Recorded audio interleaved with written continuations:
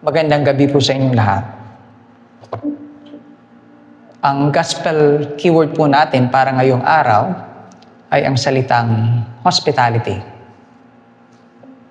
Ang katumbas po ng salitang ito sa Tagalog ay pagtanggap.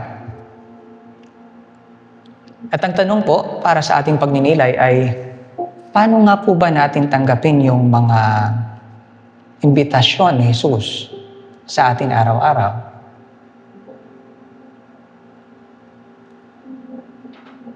Sa ating gospel ngayong araw, si Simon po ay nag-imbita kay Jesus para pumunta sa kanilang bahay para sa isang hapag.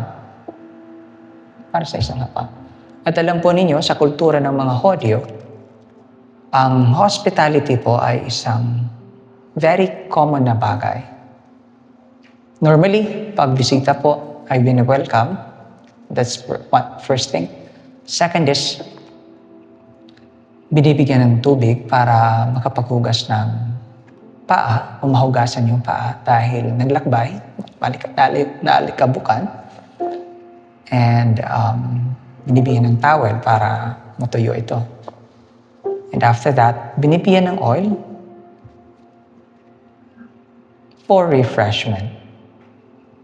Lahat ng bagay na ito ay hindi po nagawa ni Simon na siyang nag-imbita kay Jesus.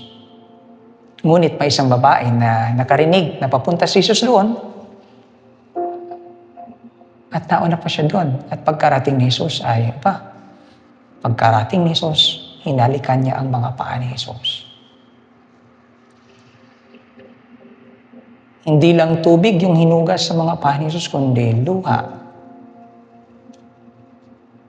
At pinatuyo niya ang paa ni Jesus sa pamamagitan ng kanyang buhok.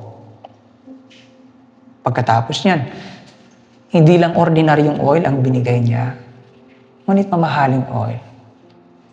Perfume ang ginamit niya. Tinatawag po natin itong extravagant gesture of hospitality. Yung sobra-sobrang pagtanggap o pagpapakita ng pagmamahal kay Jesus. My dear brothers and sisters, again yung tanong, paano nga ba natin tinatanggap si Jesus at ang kanyang mga imbitasyon sa buhay natin? Kapag naririnig po natin yung kampana ng simbahan, iniimbitahan po tayong magsimba, tumutugon po ba tayo?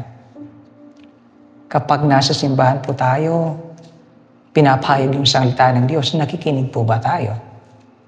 Pagkatapos ng bisa, iniimbitahan tayo ni Jesus na isabuhay ang kanyang salita. Ginagawa po ba natin? Matuto po sana tayo sa babaeng ito, makasalanang babaeng ito, na nag-alay ng sobra-sobrang pagtanggap o pagmamahal kay Jesus. Magandang gabi po sa inyo.